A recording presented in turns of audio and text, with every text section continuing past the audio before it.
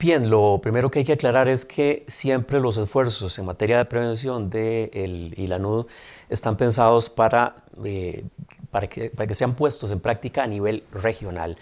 Tenemos algunos proyectos piloto, por supuesto, pero casi siempre nuestra acción se plantea a nivel regional. Ponemos mucho énfasis ahora en que todos estos esfuerzos de prevención se enmarquen dentro del contexto de los objetivos del desarrollo sostenible de la Agenda 2030. Tenemos, por ejemplo, programas de prevención de la violencia contra la mujer. Es un tema relevante en ese contexto de los objetivos 2030. Y pensando en eso que tiene que ver con prevención de la violencia contra la mujer, desarrollamos acciones de concienciación a nivel de sociedad y procesos de capacitación también con actores involucrados con los temas de género. También desarrollamos actividades relacionadas con el tema de armas de fuego. Evidentemente, el uso de armas de fuego está directamente relacionado con la cantidad de homicidios que se cometen en América Latina. Es decir, hay una correlación muy fuerte entre sociedades con más facilidad para acceso de armas de fuego y mayores tasas de homicidio.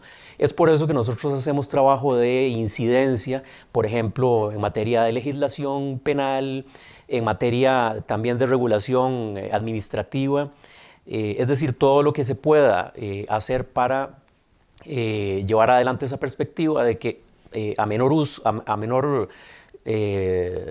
entre más facilidad haya para acceder a armas de fuego, pues más homicidios va a haber. Entonces tenemos que trabajar en la dirección contraria.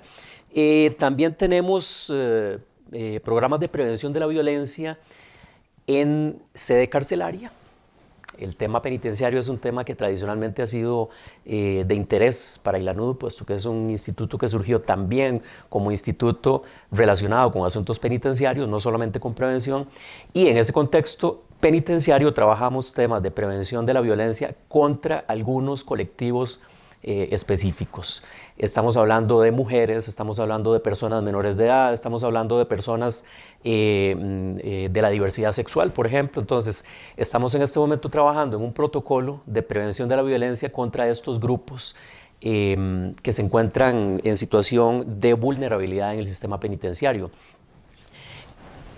Otras acciones concretas pueden ser las que estamos empezando a desarrollar, por ejemplo, en tema de prevención del cohecho y de lo que tiene que ver con el soborno transnacional. Esta es una acción que estamos empezando a hacer ahora en San José, en cooperación con el Ministerio de Justicia de Costa Rica, pero que esperaríamos fuera la oportunidad para precisamente llevarlo al resto de la región si hubiera interés para ello. Estas son acciones que también tienen relación con el tema de la prevención de la corrupción y eso lo estamos trabajando, como le decía, en ese contexto con el Ministerio de Justicia. Hay otras temáticas también de mucho interés para nosotros y que son las que tienen que ver además con una visión de la prevención que vaya más hacia la puesta en marcha de proyectos de coordinación de política social como una herramienta para evitar la violencia en nuestras sociedades. ¿De qué estoy hablando? Estoy hablando de trabajo a nivel territorial, o sea, ya hablemos de municipalidades, de gobiernos locales, para hacer una mejor coordinación de las acciones de política social, porque desde la perspectiva de Naciones Unidas sí hacemos un trabajo de prevención antes de llegar a la etapa de la prevención ya en sede penitenciaria. Vamos a tener una efectividad mucho mayor en la reducción de las tasas de violencia, a la vez que vamos a tener recursos mayores, porque esto es menos caro que trabajar en sede penitenciaria. Y evidentemente desde el punto de vista ético es mucho mejor trabajar con los jóvenes, darles acceso a oportunidades, darles acceso a mejores sistemas de educación, de salud, etcétera, que estar trabajando luego en sede penitenciaria. Entonces, ese actualmente es un tema que le interesa mucho en lo que a prevención se refiere a ILANUD, es decir, el tema de coordinación de políticas sociales también como una forma de prevenir la violencia en nuestras sociedades. Eso es claro que es una visión ya mucho más amplia, ¿verdad?, que el tema de la prevención relacionado con armas, que el tema de la prevención de violencia contra colectivos en situación de vulnerabilidad. Es una visión mucho más amplia, pero que está muy acorde con esa visión de Naciones Unidas. De hecho, se han encontrado correlaciones muy fuertes entre aumento de la inequidad y aumento de las conductas violentas, aumento de la violencia en nuestra sociedad, de manera que si tenemos sociedades más con mejor distribución de la riqueza, vamos a tener sociedades con menos violencia. Y por eso es que también nos interesa trabajar en ese ámbito de la prevención que corresponde a la coordinación de políticas sociales para disminuir la inequidad, por ejemplo.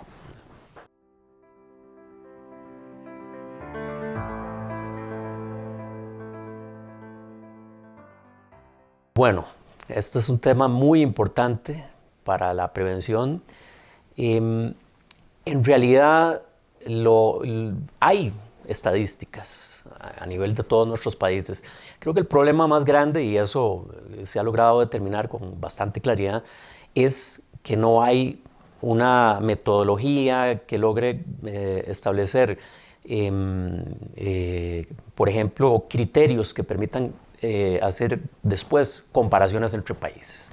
Esta falta de homogeneidad en los instrumentos estadísticos es un obstáculo porque hacer estudios de derecho comparado siempre permite hacer avanzar las políticas sociales, las políticas de prevención, las políticas en materia de prevención de la criminalidad en general. Hay mucha información que es relevante investigar. Tenemos ahí el caso, por ejemplo, de la victimización, que es fundamental saber en realidad cuánta gente está siendo víctima, cuánta gente no denuncia, por ejemplo, o cuánta gente deja de informar a las autoridades del sistema penal.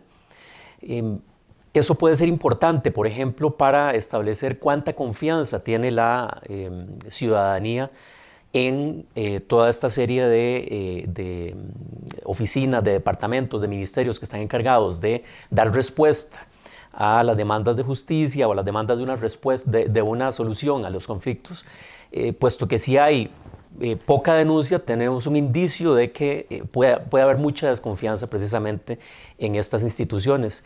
Evidentemente, si tenemos desconfianza en nuestras instituciones, también hay un daño a la posibilidad que éstas tienen de dar una solución a estas situaciones conflictivas. Por ejemplo, entonces, derivando lo que acabo de decir a lo que nos interesa acá, si nosotros no tenemos información confiable sobre lo que se denomina cifra negra o sobre lo que se denomina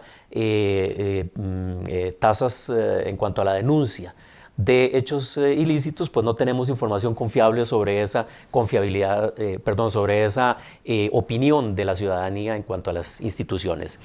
Otro elemento muy importante es la medición del sentimiento de inseguridad. ¿Por qué es importante? Porque nos permite saber cuán asustada está la gente con el delito, cuán temerosa está la gente con la criminalidad, con la violencia, porque a veces este fenómeno no coincide con la victimización, de manera que hay que investigar a partir de estos datos cuáles son las razones de unos sentimientos de inseguridad en muchos países que son, yo diría, desproporcionados. Esto a su vez es relevante porque cuando hay mayor sentimiento de inseguridad hay una pérdida del tejido social, hay una ruptura de los ligámenes que tienen los ciudadanos, la población, hay abandono de los espacios públicos, hay también pérdida de esa relación fundamental entre las personas, que también es pérdida de capital social, de manera que cuando la gente tiene más miedo, no hay posibilidad de intercambio, no hay posibilidad de que haya un diálogo entre la población. Insisto, se rompe el tejido social. Por eso es, por ejemplo, importante medir este tema del sentimiento de inseguridad. Y también, yendo a algo también más concreto, medir la victimización y desagregar por tipo de delito, por ejemplo, también permite hacer una mejor planificación de los recursos que hay que dedicar a las actividades de prevención situacional, por ejemplo, si usted quiere también de acciones de policía, pero también permite establecer dónde se puede trabajar, no solamente en esas temáticas de prevención situacional o de trabajo con la policía, sino también permite establecer dónde puede haber espacio para trabajar mejor todo lo que mencionaba hace un rato, relacionado con políticas sociales, es decir, con acciones que permitan dar acceso a oportunidades a jóvenes donde no lo hay. Todo ese tipo de información estadística sociodemográfica es relevante para la toma de decisiones en materia de prevención.